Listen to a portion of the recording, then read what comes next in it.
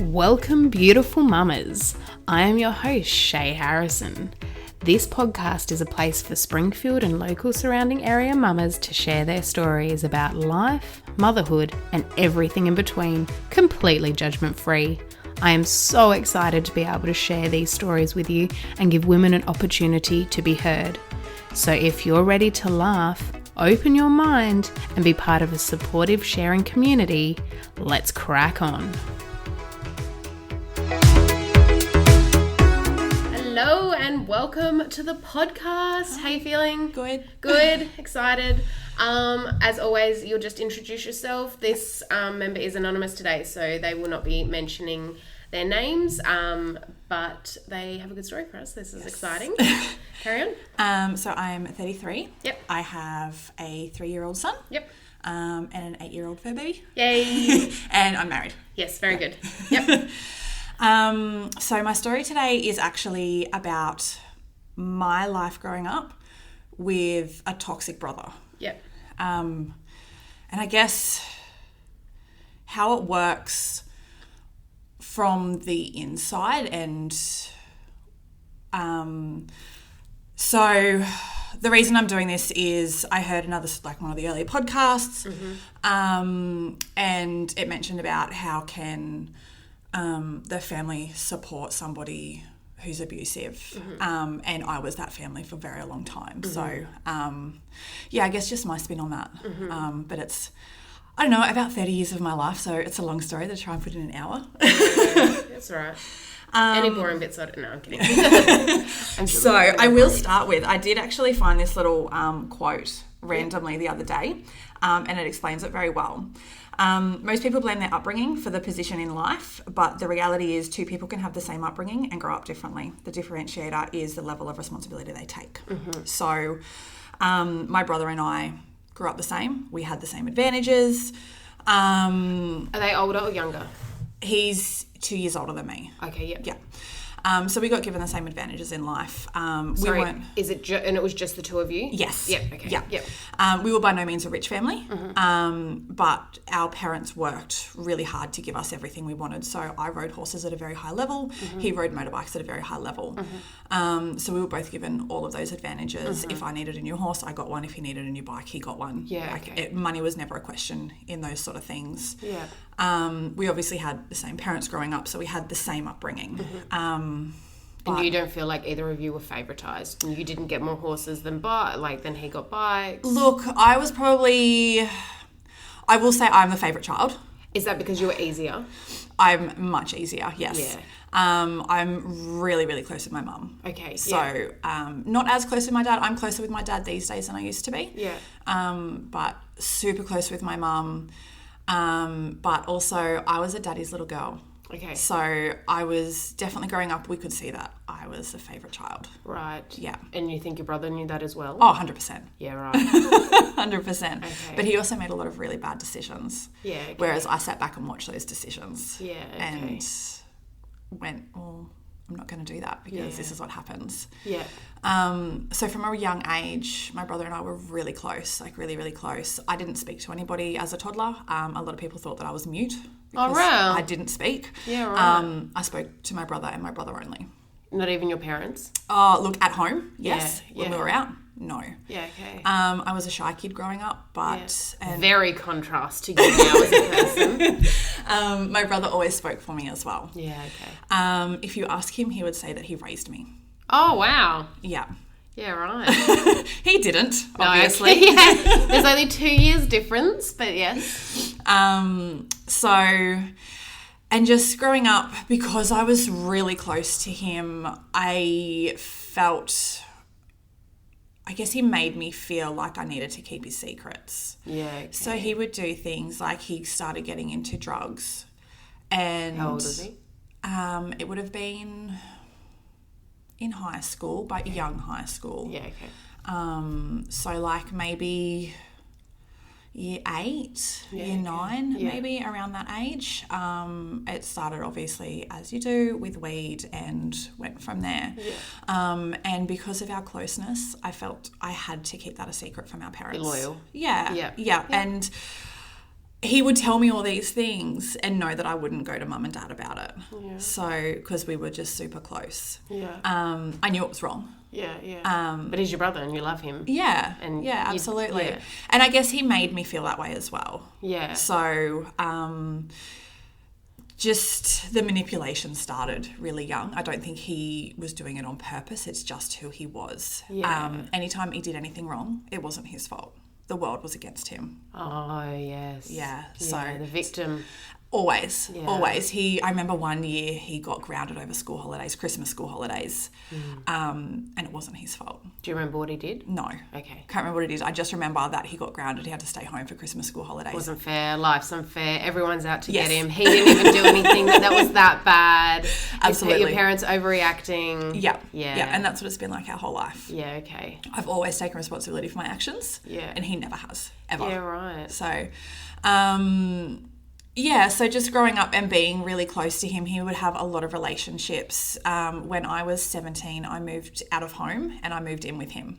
Yeah, right. So he was 19, he was working full time, he had a girlfriend and they were living together, and I moved in with them into their like little apartment. Yeah. I was studying at the time, and their relationship started going downhill. He was still on weed. He'd tried other things like other substances, speed, all of that, ecstasy. By 19. Yeah. But I think that's very young to be trying speed. Yes. I never did any of it. I saw what it did to him. I wanted to stay well away from it. I drank. As like I was probably 16 and I was partying. But it was what I call now, I wouldn't say a super safe environment. Mum and Dad knew though. Mum and Dad knew that I was drinking, and they would supply the alcohol for me. Yeah. So they knew how much I was drinking. Well, they thought they did. But like it wasn't so much that I couldn't get up and go to school or anything the next day, or, you know, it wasn't every night. It was just occasionally would go out with a few friends, have a couple of cruises. Like Cruises. Party girl dreams. So yeah, by 19, he was working full time. He had an apprenticeship as a butcher, so quite a good trade. And he would smoke weed every morning before he went to work. He would, on his lunch break, go to the car and smoke. He would, when he got home, just smoke constantly. So his girlfriend at the time, she obviously started smoking with him. Yeah. Ruined her life. Oh, Absolutely ruined her life. Yeah. He then moved on from her. Yeah.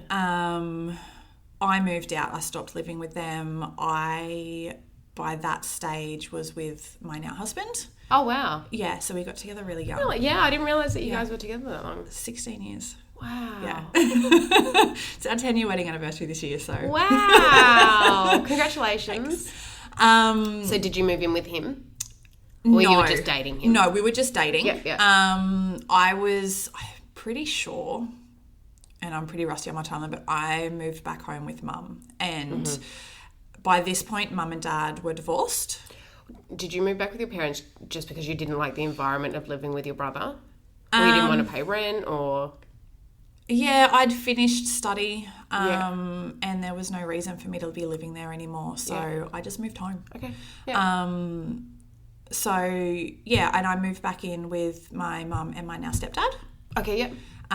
Was still dating my husband. Yep. And I was still in contact with my brother all the time. Like every day we would chat. And we were still really close. He was then with another few girls, and I always supported him through everything. And then my husband and I, obviously this is a few years down the track, we moved in together. I was working full time. He was working full time, double income, no kids. We had a great life. Rent was really low back then. Back then, yeah. My brother was with so he has a child, and he was with the mother of his child. But she wasn't pregnant or anything yet? Not at this stage, no. It was actually, they weren't together for very long before she fell pregnant. And he will never admit it, but I do believe that it was a save the relationship baby for him. So he felt her pulling away.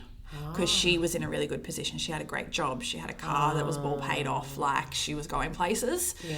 And he felt her starting to pull away. So I feel like it was a save the relationship baby. So you think he said to her, let's have a baby? Yeah. Yeah, right. Yeah. And she said, yeah, let's do it. Yeah. Obviously. Yeah. So I got a phone call from him early on a Saturday morning. I had to work. I'd had friends over that night. I remember it quite vividly. My best friend had stayed over with us that night. Yeah. We'd had a few too many drinks. Yeah. I was very hungover and my phone rang at 6 a.m. on the Saturday morning. I had to work that day as well, so I wanted as much sleep as possible. Yeah. And it was my brother, and we're pregnant. And I was like, that's amazing. Was and he he's like- excited? he was so excited. Yeah, right. And yeah, I was like, that's great, but I'm hungover and I can't deal with this right now. Yeah. And he's like, well, I need to call mum. At the time, so my mum travels, and at the time she was in Western Australia. Yeah. She was 3 hours behind us, so it was 3 a.m. in the morning. Oh, He's Jesus. like, I need to call mum. I said, no, you can't call mum. Like, mum is asleep. It is the middle of the night where she is. Like, do not call mum. Yeah. And he's like, well, when can I call mum? I was like, you wait until lunchtime. Like, it'll be 9 o'clock around lunchtime here. Like, call her at lunchtime. At this stage, I hadn't even done a pregnancy test. What? Yeah, hadn't even done a pregnancy test. And I'm like, he's like, we're waiting for the chemist to open so we can do a test. And, and I'm like, well, one, don't even call mum unless you know. Yeah. And two, like, it's too early. Why are you... yeah. Why did they know? Just they had unprotected sex? Yeah, I guess that, I don't know, you've had babies, like, I guess you get that inkling. I did. Lots of people don't though. Yeah. Both of my girls were planned, and I was loosely tracking. Yeah. So, like, I knew, but that was because, like, the timings were... Yeah, and I'm the same as well. So our baby was very planned. Yeah. And we were tracking. And some people don't... Some people are literally having babies and they're like, shit, I'm pregnant, as the baby is exiting their body. Yes, but this was obviously semi-planned, so they were expecting it. Maybe late on her period, maybe her boobs were sore. Yeah, exactly. Yeah. So, so that was all really exciting. And then we lived at the time about an hour and a half away from each other. Mm-hmm. So my brother actually moved to my town. Oh, wow. Yeah. So is this where your parents were as well? No. Okay. No. So I moved there with my husband because it was close to his work and close to our friends and everything like that. So that obviously, like, validates how close you were if your brother is willing to move. Yes. Relocate to be close to his sister for their child. Yeah. Yeah. Yeah. So, he packed up their life and they moved. I was working in real estate. Yep. I was able to get them a house. Oh, lucky. That's good. So I managed their house. I got them approved for it. It was all me. Yeah. Knowing that he didn't have a great rental history. Yes. Yes. So I put my name on the line for him. Then him and his partner broke up not too long after the baby was born. And they were on again, off again for a very long time. She ended up moving out, moved in with her parents, who were a few hours away, like maybe 4 hours away from where we lived. And he moved out of the house that they were in because it was too big for him and he just couldn't afford it on his own. So I got him another property. I paid the bond for it. I was also paying the rent for it because it was my name on the line and it was through my work and I didn't want that to come back to me. So back to the whole double income, no kids. We were in a very good spot. Your husband knew that you were paying the rent? Yeah, okay. Yeah. I mean, like, you don't seem to have any secrets from him anyway. No. So, we were paying his rent. We paid his bond. When he had his child, like, so he would have her... every other weekend for the weekend. That was their personal deal. I think it's that's the same a lot of the time when you have broken families. I would buy nappies, food. Yeah. What happened to the apprenticeship? He didn't like the hours. Oh, fuck. Butchering is very early. It is. And apparently it just didn't pay enough. I don't know how much a butcher's salary is, but Look, I think it any doesn't... apprenticeship isn't bad though. No, but with my brother, no money's enough money. Yeah, Ever. yeah. He is a welder. All right. Not by trade. He will not get his trade. He's very good at it. So it's just like a side job almost. Like Well, no no, qualifications.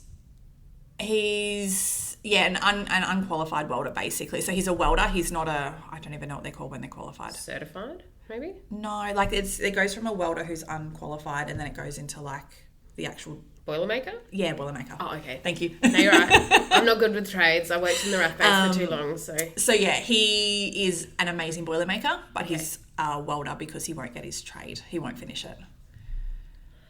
Oh, Because they won't give it to him for free. They won't just say, here you go, here's your trade. what does he have to do? Oh, Go to TAFE. He's got to just go to TAFE and finish the course. He started it, he just won't finish it. People just like that just fucking blow my mind. Like, just This do is- it. Like, it's This is easy. him. This is what he is.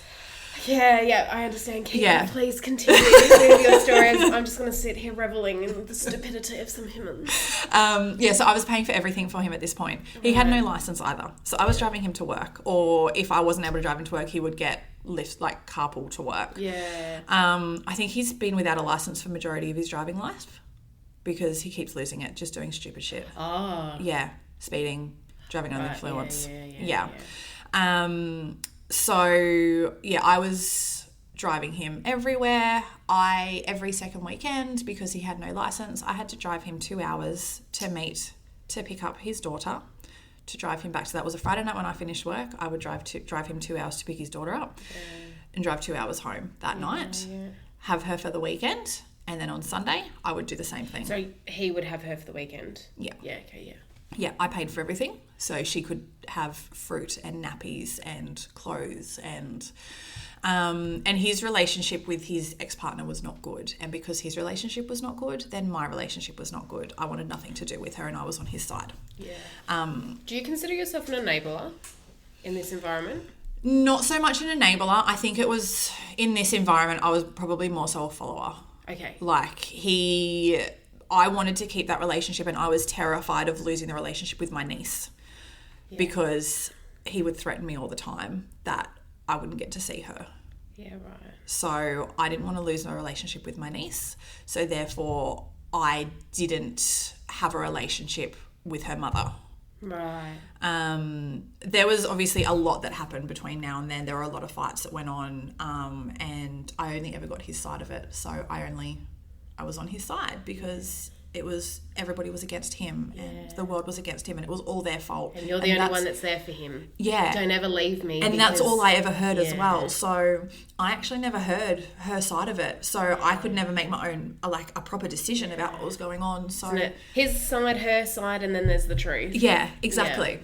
So I always got his side of things and it was always to his advantage. Yeah. So it was all she's doing wrong and she's not letting me have my daughter and, Yeah, villainising. Yeah, absolutely. So I didn't have a good relationship with my niece's mother for a very long time and I feel terrible about that. She's such a beautiful person. Yeah.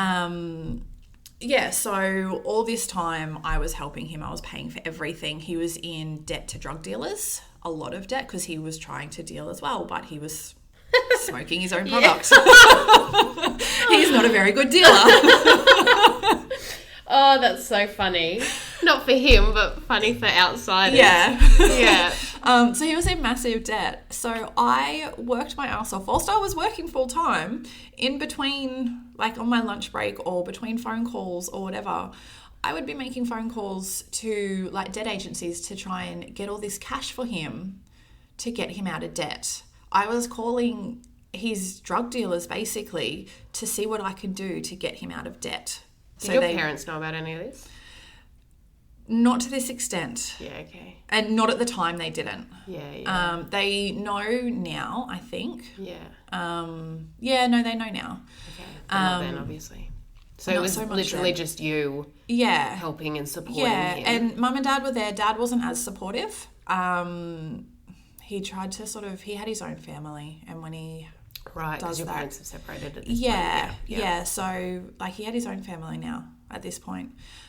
So he just did his own thing, and he didn't really want that delinquent son. So he sort of tried to ignore the fact that he was there. Mum helped out where she could, but I took a lot of it on because I didn't want to burden Mum with it. So yeah, I took it all on and I dealt with it all, and my husband was amazing through it all. He should have probably left me years ago because of my brother, but he stuck with me and dealt with it and didn't hate me for it. It's not you though, you're not the one that's using your product. No, but for like basically wasting all of our money on him. And supporting him and being that person for my brother, like being the only what he felt was the only person in the world who would help him. Did your husband ever say like, come on, you know, can't you see that you're being manipulated, or he just supported you? Not at this point. He didn't. He just supported me. He supported my brother as well. Yeah, right. He wasn't willingly like pay money, but my phone would ring and I would see my brother's name and I would look at my husband and say, he wants money. Yeah. And I would know that's what the phone call was. It's he wants money. Yeah. And I'd just be like, hey, and he'd be like, oh, hey, like just wondering, you know, I'm just short a bit of cash this week. I get paid tomorrow. Can I borrow $20? I need smokes. Or, and it sort of got to the point where me and my husband were like, well, no, we're not going to give you cash anymore because we don't know what you're spending it on. We will buy you what you need. So he would call me and be like, can you go get me a packet of smokes? So I would go and buy him a packet of smokes. I've got no bread or milk. Can you go grab some on your way home? So yeah, and we were his support, this whole time. We were support for him, for his daughter, for everyone. My relationship with his daughter's mum was really rocky. But also she knew that out of everybody, like she wanted their daughter to have a relationship with my brother, with her father, but she didn't want to compromise her daughter basically. So there was a point in the relationship where I had, like, the daughter had to stay with me. She could spend like time with my brother, but overnight stays were with me. Far out. Yeah. So, and that's because she knew she was safe with me. Jesus. Yeah. So even though we didn't have a good relationship, she knew that, yeah, I was going to look after my niece and I wouldn't let anything bad happen to her. There was something really important in here and I just can't quite remember what it is. That's all right. But anyway, so yeah, I was talking to his drug dealers to try and get him out of trouble. Yeah. I basically made a deal with them to take his car. Like, he didn't have a license anyway. He didn't need his car. Right. He loved that car as well. Was it a good car? No, it was like a Ford Falcon. But it had like that Harlequin paint job on it as well. Like, yeah, right. He loved that car. Men in their cars. I don't get it, but good on them. So yeah, I basically made the deal and said, look, you take his car, you leave my brother alone. Yeah, right. And that would clear out all the debt? Yeah. Yeah. Yeah. So that got them off his back for, I'm not sure how long. Not forever then, obviously. I stayed away from it after that. Oh, okay. But then he had actual proper debts as well. So credit cards and loans and all this sort of stuff that he couldn't pay back. God. So I was then on the phone to debt agencies to try and get that paid off. And I got him on a debt agreement, which is, I think it's like just before going bankrupt, but it acts as being bankrupt. I put myself on that debt agreement as well, so I could get some sort of cash back from him that I'd spent on him. Good. I got like next to nothing back because you don't actually get all the money back that you put on the agreements. But I got him on one of those agreements and it got paid out as well. It took a very long time, but it all got paid out, got everybody off his back. Yeah. He had then moved on again, moved out of the town that we were living in because we'd moved out of that town. So we'd moved back to our hometown, basically. So he moved closer to work for him, which is kind of a little bit further than our hometown. And started dating other girls. And they weren't great either. They were already in a pretty bad spot. So he was dating them and ruining their lives as well. Misery likes company. Yeah. So at this point, my husband and I had pretty well decided, no, we're not giving any more money to him. We can't afford it. Like, we are trying to save up for a house deposit. We can't afford to support his life anymore. So, yeah, we stopped giving him money. It was, he would call up, I would see his name and be like, oh God, how much is he going to ask for now? And he would ask, it was really hard for me to say no, but I had to come up with some excuse. It was, I can't afford it this week. We've spent all of our money on groceries, or, we've put it all into savings and we need it for the house deposit, or, whatever excuse I could think of, it was an excuse to stop him asking. It's sad that you need to make an excuse. Yeah. Like, you don't feel comfortable enough to say, I'm not giving you any money. Yeah, because, absolutely. Yeah. And it was always a really hard conversation for me. I felt terrible saying no. Did he ever push back? Like, you'd say, I've got no money this week. And he'd go, come on, it's just $20. Yeah. Like, surely you can afford... I'll pay you back next week. I'll pay you back with interest. Yeah. Constantly. Yeah. So, yeah, it was really hard to say no. He would then go, oh, do you reckon Mum would lend me $20? Yeah. It's like, well, no, probably not. Yeah. So he'd call Mum. And Mum would lend him $20 because he's her son. Yeah. And she didn't know the full extent of the pickle that he'd gotten himself into when you were digging him out. I think she did, because I was really close with Mum, so I was always talking to Mum. Yeah. And I felt comfortable enough to, like, let her in and tell her what was happening, but also said to her, you can't tell him, like, he'll lose trust in me. I don't want that to happen. I won't ever get to see my niece. Like, don't tell him that I've told you. Yeah. So I didn't have these conversations with Dad, though. Yeah. But Dad knew. Yeah. Sort of. He knew very vaguely what was happening. Being a parent, you know what's going on with your child. Yeah. But he also wanted nothing to do with him. Yeah, right. So unless he was in a good place, he wanted nothing to do with him. So he just stepped back. Yeah, right. Dealt with his own family and went on with life. And I wasn't super close with Dad at this point either, so I wasn't having those conversations with him. And then... So he would call her for the $20 and she'd give it to him? Yeah. We then found out we were pregnant. Yay. And I still had my brother in my life. And it wasn't until the end of my pregnancy, and he was around a fair bit, and we'd just built a house, and he was coming over to see the house. And towards the end of my pregnancy, you put out those posts saying, like, if you no vax, no visit sort of thing. Put out one of those, and he's like, do I have to get those stupid vaccinations? I'm like, well, yeah, you do. Like, this is our choice. Everyone has to get it. And he's like, oh, I had them when my daughter was born. They last 10 years. She wasn't 10 at the time. Yeah. And I was like, oh, okay. So I let it slide, didn't I, for my brother? Nobody else. I made my mum go and get it. She got the vaccinations as well 10 years ago. Yeah. So I made her go and get them again. Like everybody else I made go and get them. I didn't make my brother go and get them. But he came to my house one day when my son was a newborn, and I saw the state that he was in, and it just went through my head, and I was like, I don't want this person being a role model for my child. I don't want my child to be anything like this. I can't deal with this. And that's when I started stepping back. Thankfully we moved states up to Queensland, so he couldn't come to me, and it was for that reason was one of the best decisions we'd made, because he couldn't get to me up here. He could only call me. He couldn't come and visit, because he could come and visit me whenever he wanted. We were close enough for him to drive to, whereas now we're not. So, yeah, being able to be so far away that he couldn't just come and visit was amazing for us. He was living with his girlfriend. They'd been together a couple of years at the time. She had a couple of daughters herself. He obviously had his daughter, which he was still seeing every second weekend.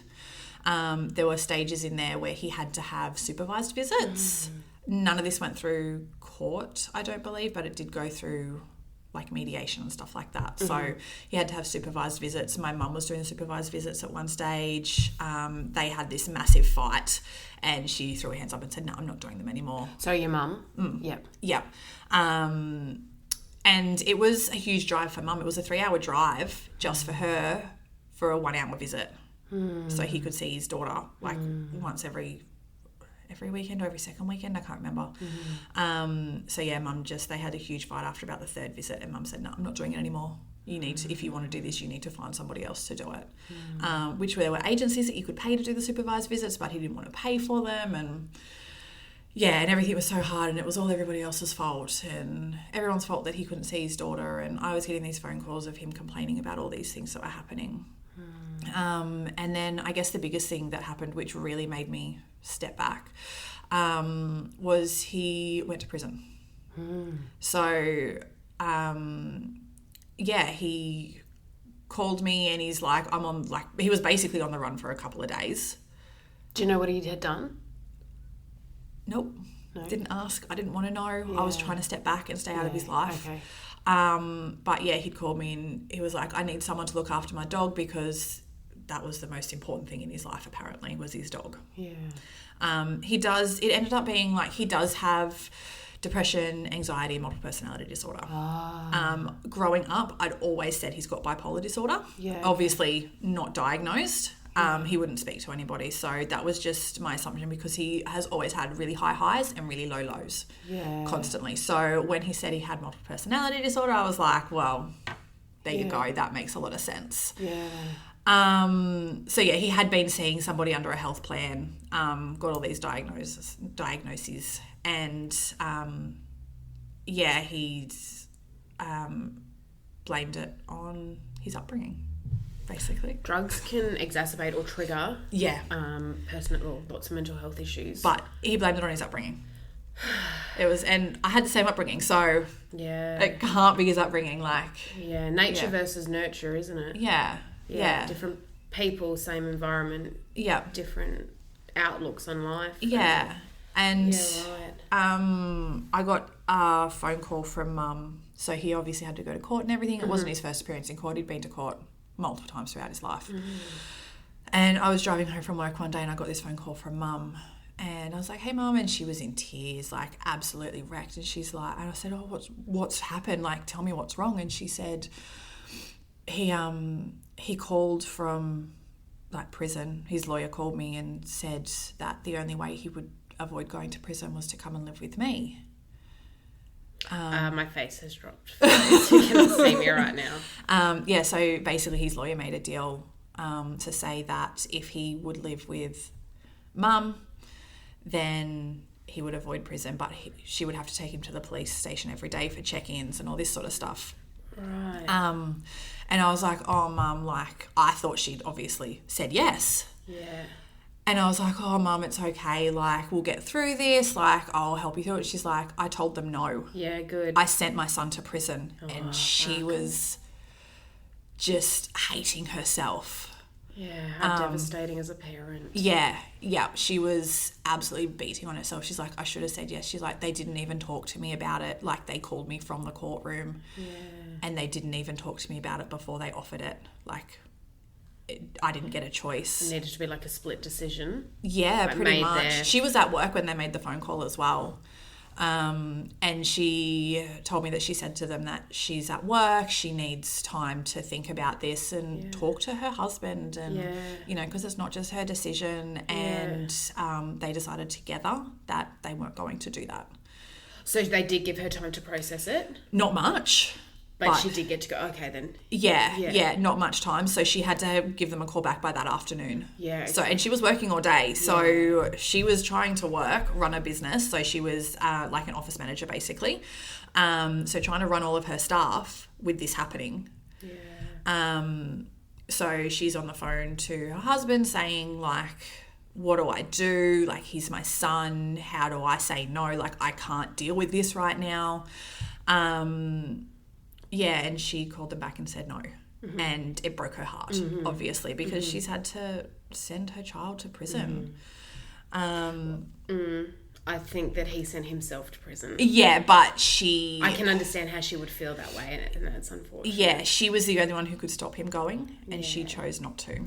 Yeah, I think that's an unfair position. Absolutely. A very unfair position, because if they had called her and asked her, could they put her name down, she would have said no. Yeah. I can't do it. You cannot put me in that position. I will not take him. Find someone who will. And I guess it was probably a good thing that she had done those visits with him. Yeah. With his daughter. Yeah. Because she already had a bit of an understanding and a bit of history, knowing that she can't support him. Yeah. She's tried with other avenues. That wasn't the only thing. Like, there's obviously, like, this is 30 years of history. There's a lot of back and forth. There was a lot of her helping him. This is obviously just my version of it. So this is just my side of helping him and what I saw and, you know, lived my life through. Yeah. But she's helped him as well. She hasn't just sat on the sidelines and watched me do it. Yeah, okay. She's helped him as well. She's done everything she could. She spent a lot of money on him. Like, she did the same things I did. Yeah, yeah. So it just, for her, it also got to a point where she was just too exhausted. Yeah, absolutely. By this time, I had ceased contact with him a couple of times. I stopped calling him. He would call me and go, "Oh, you never call me anymore." I'd be like, "Well, yeah, sorry, I've got a life. I'm busy," you know. Yeah. And he would make me feel bad for not calling him. Yeah. But I just refused to call him. Yeah. And then so we didn't have contact for, I think it was about, the first stint was about 3 to 6 months. There was no contact. Mm-hmm. And I've got to tell you, it was the best 3 to 6 months of my life. Like, it was just so calming. Yeah. I didn't have to worry about my phone ringing and seeing his name pop up and go, "Oh, fuck, what does he want now?" Like, you know, is he going to ask for money? Is he going to ask for smokes? Is he going to ask to stay with us? Is he going to ask me to get him out of some more trouble? Like, I didn't have to worry about that. And it was so nice not having that on the back of my mind constantly. Mm-hmm. And I think my husband saw it as well. Like, I was just much happier. Yeah, right. But then the contact started again, and like... This was before jail? Yeah, before jail. So this happened quite a few times. Yeah. And I think it was just a habit. Like, he's my brother, I need to support him. So when I got the phone call from Mum saying that she'd said no to him living and he's gone to jail, I was like, okay, no worries. And she's like, we need to do everything we can to get him out. She's like, I can't send my son to prison. We need to get him out. And I was like, all right, yeah. So here I am in a different state, working full time with a little baby, no support because we moved away from all of our family and friends. So no, other than, like, there was just my husband and I and our son. I'd just gone back to work after being on maternity leave for almost 12 months. And on top of being a new mum, going back to full-time work, having no, like, family support up here, I was also trying to get my brother out of prison from a different state. So I was on the phone to lawyers, his lawyer. I was on the phone to try and make deals, like, constantly, all day, every day. I was risking my job because my phone would ring and I would jump up and answer it and walk out of the office and, you know, try to find out what's going on and how I can get him out. This happened, I think it was early in the year, because we came home for my son's first birthday. So, yeah, we came back to our hometown and my brother was in prison on his first birthday. So I went and visited him in prison. He wanted nothing to do with Mum. Mum drove me there. He wouldn't see Mum. He didn't want a bar of it. He called me from prison constantly. He had my phone number. Like, I don't know, I think they get, like, a list of people they're allowed to call or something, and I was on that list. Lucky me. So he would call me every day and just tell me what's going on. And I went to visit him. I put my name down on the visiting list. I didn't tell him I was going because I wanted to be able to change my mind. But I put my name down on the list and I went and visited him in prison. Mum drove me there. She knew I was doing it. My husband knew that I was going to visit him, so I left my son with my husband, with family. Our family didn't know that he was in prison. Mum didn't want them to know. So I just said that I was catching up with a girlfriend. Whilst we were down quickly, you know, Mum knew my girlfriend, so we were all just having a quick catch up and then I'd be back. I went and visited him in prison and he was so excited that I had come to see him because he'd called me earlier that day and he was like, "Someone's coming to visit me. Do you know who it is?" And I was like, "No, I don't." And he's like, "I only spoke to like his best friend who also visits him. I only spoke to him yesterday and he said it's not him." He's like, "I don't know who's coming to visit me. Can you find out?" And I was like, "Oh, look, I can't, honestly. Like, I'm with family. Like, I can't do that." I was on my way to the prison. So at that point as well, he wasn't in... I think there's a difference between prison and jail. And he was in the nicer one of the two. Oh, okay then. So he was happy there. He was making friends. He was getting 3 meals a day. He was happy there. Yeah. And there was, I don't remember the specifics of it because I've kind of wiped it off from my memory. But I'm sure there was like a deal on the table where he could get out, and he just didn't want to. He basically had to take responsibility for his actions. And he was like, no, I'm not doing it. It's not my fault. I'm not doing it. I'll stay here. He's having a good time. Yeah. And I was like, threw my hands up, fine. Have fun. Yeah. And then he got moved to like the actual facility, like correctional facility. So I don't know which one it is, either. The rougher one. Yeah, basically. He wasn't having a good time there. Yeah, right. And he called me and he said, you need to get me out. Yeah. And I was like, I tried. I had you out. Yeah, You said no. Yeah. And he was like, no, this is not a nice place. You need to get me out. Yeah. So I got him out. Yeah, right. I made phone calls to lawyers, and Mum still wouldn't take him, but his best friend did. Yeah. And so his best friend knows everything about his life. He's been in his life. His best friend was basically like another brother to me growing up. So he knows everything. And he took him in. He took him in. He had a new partner, a new baby, and he took in my brother. I called him and said, this is the worst decision you can ever make, but go for it. Like, my brother has made these decisions. He needs to live out the consequences. And he just said, look, I've been there before, because he'd been through similar things. They were very similar people. Just his best friend was a little bit smarter, a little bit more switched on, and knew to take responsibility for his life. Whereas my brother still hasn't learnt that. So, yeah, he took him in, said, I can't let him live like that. So we still had contact. I still never called him. He had to call, if he wanted to talk to me, he had to call me, and he had to make that contact. And if he ever mentioned, like, I told him there's very specific rules around this contact, that he's never to ask me for money. He's never to ask me for help. And he's only to call me when he's in a good mood. I don't want to hear about the shit that's going on. Because he was rarely in a good mood. So that means I would rarely get phone calls, which is great. But so he respected, obviously, your wishes then? Yes, because I was very firm with it. Both me and my husband were like, no, we don't want him around.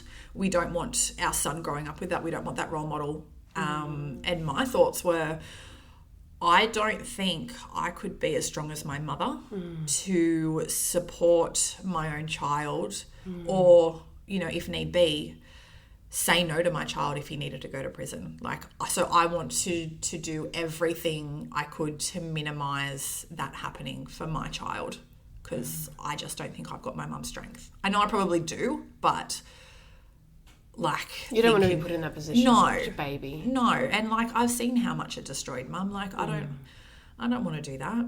So yeah, we basically said, no, we're done. We won't have him in our lives. We won't invite him here. We won't invite the conversations. But he still called me, and I still felt the need to answer. Eventually, I wouldn't answer the first time. He would call me 3 or 4 times. He would send me a text message. And then later on that night, I would be like, oh, look, I'm like, text him back. Really sorry, I've been busy with my family, been putting my son to bed or doing dinner or whatever. So then we would text, because he knew I had my phone on me, so I could text him. And then, yeah, I just decided to stop all contact. Well, sort of. There was still contact, and he would tell me things that were happening in his life. And I would then relay that to Mum. At the point there was child custody battles going on between him and obviously his ex-partner. They'd gotten lawyers involved. It was going through the courts. So yeah, there was lots of custody battles going on. So the information he gave to me actually assisted his ex-partner to make the right decision and put their daughter in a good place. So she's never wanted to ruin a relationship between her daughter and her father. But she needs to keep her daughter safe and she's not safe with him. So, my brother would call me. He would say, hey, this happened. I would then tell Mum. Mum would then tell his ex-partner.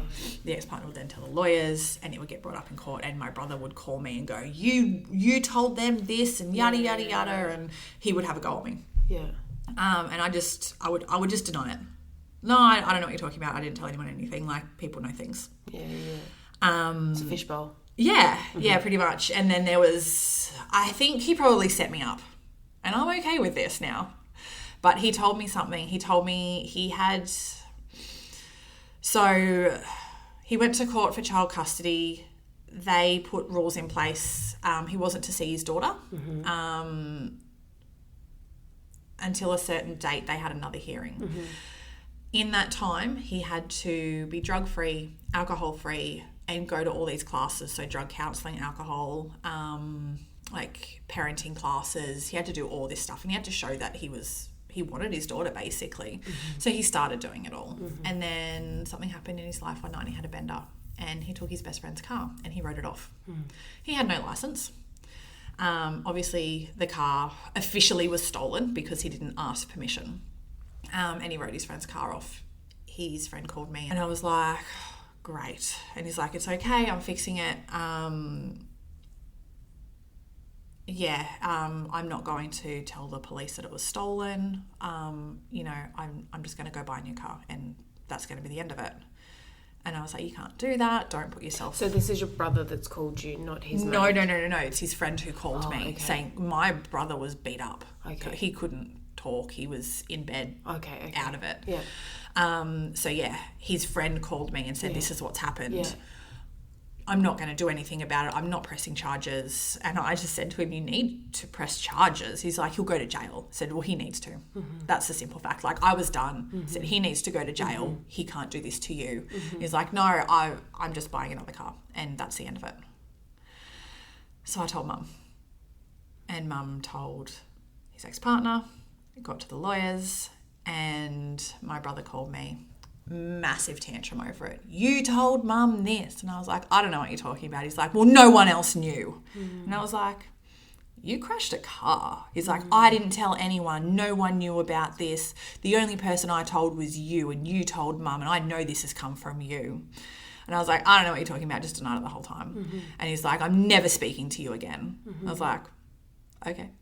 Was not cut up about it at all. I was very happy with that decision because that decision was then his, not mine. Yeah. So I couldn't be blamed for it. Yeah.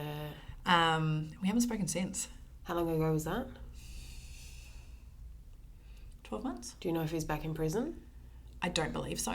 Oh, so you don't think that the friend pressed charges? No, he definitely didn't press charges. Oh, okay. Definitely didn't press charges. Wow. No, he's definitely not back in prison because there has been child custody battles still going on. Yeah. I'm now in a great relationship with my niece's mum. We don't talk all the time, but when we... You don't talk to anyone all the time. No. But when we talk, we quite happily chat. If I go home, I can call her and say, hey, do you mind if I pick up my niece for the weekend? And yeah, not a problem at all. Like, there's no issues there at all. But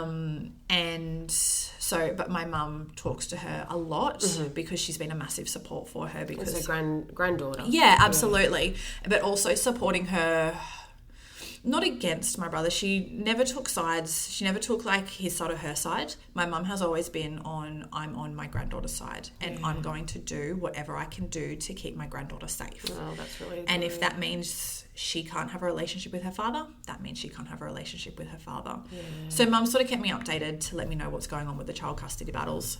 They went back to court. My brother did none of the things that he was supposed to do. And the lawyers sort of looked at it and went, we're not even taking this to court. You've done nothing. You're going to lose.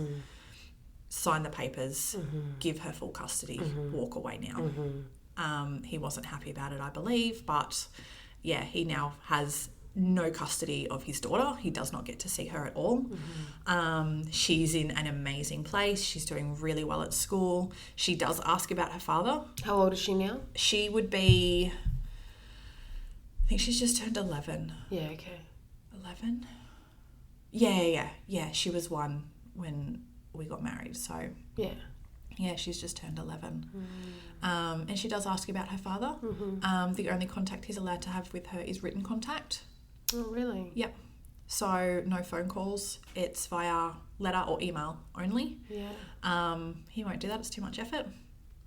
It's really sad. And she's always asked about her dad. And it's growing up, watching her grow up and watching her... She felt the same as I did, obligated to make him happy. So it would be his weekend to have her, and she would have a friend's birthday party. And she would say, Mummy, like, I really want to go to my friend's birthday party, but also it's Daddy's weekend and I don't want to let Daddy down. That's sad, isn't it? That she had to think like that growing up her whole life. That, you know, I need to go and see my daddy because it's his weekend to have me and he'll be sad if I don't go there. Not, it's my friend's birthday party, I'll see Daddy another weekend. Like every other kid would think. Yeah. So, the fact that he made his daughter feel the way I felt my entire life, it just sort of put everything in perspective for me. Yeah. So, yeah. There's 30 years in. What's that? 50 minutes. 50 minutes. 24 seconds if we're being precise. That was really, like, it's obviously, as you've said, your whole life. Yeah. So you've really gotten down to the root of that. You've obviously spent a lot of time processing this. Over the years, yeah. I've never actually told it as a full story like that. I'm sure there's a lot missing. My best friend knows, obviously, the majority of it. Yeah. And she's excited to listen to it because she only knows it in, like, bits and pieces, yeah. So she's really going to listen to it and be like, oh, what about this? So be like, that happened too. Yeah. But, yeah, there's a lot that happened. Yeah. So he was just... And I'm not downplaying this, but it was just manipulation. Was he violent or okay? Yeah, absolutely. Not with me. He was never violent with me, but with his partners, absolutely. Yeah. I do believe one of the reasons, I'm pretty sure when he went to prison it was for a lot of reasons, but I do believe one of the main reasons was domestic violence. Yeah, okay. Yeah.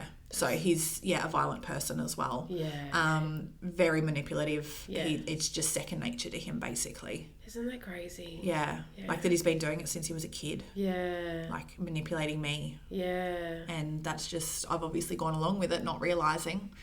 And I wonder if he had been violent towards you, you would have felt differently. He was verbally abusive to me. Okay. Yeah, he never hit me. Yeah. Okay. He never grabbed me. He was never physically violent with me, but he was verbally abusive. Yeah, okay. Yeah. If I didn't do something, he would yell and scream and call me all the names under the sun. And I just ignored it. I just let it roll off my shoulders. You're quite resilient. Because I grew up with that. Yeah. But even to just, like, not take it on board as a child or an adolescent, that still is a good, like, it's a sign of good resilience. Yeah. So, yeah. It always made me feel bad, but, I got over it pretty quickly. Sticks and stones? Yeah, pretty much. So, yeah. Awesome. Well, thank you so much for coming on and sharing your insight into being the family member, because it's not often that people are willing to share that side of it. Yeah. So, yes, and it's often we don't know. Yeah. Like they're treating us the same they're treating their partners. Yeah. So, yeah. That's great. Well, thank you so much for coming on. No worries. Awesome. Okay, well, let's finish with this or that. So I want to think of some new ones, actually, because let's go with outside or inside? Outside. Snow or beach holiday? Snow, 100%. Jeans or skirts or dresses? Dresses and skirts. Yeah. Jeans are uncomfortable unless you get a really comfy pair. Yeah. A challenging but good job that you enjoy, or lots and lots of holidays, but hating the job. Nah, job I enjoy. Yeah. And last one, let's go with cheese or chocolate. Oh, both? No, I'll go chocolate. Yeah, okay, fair enough. Good choice. Awesome. Well, thanks so much for coming on. I'm excited to put this out to the world. Thanks for having me. No worries.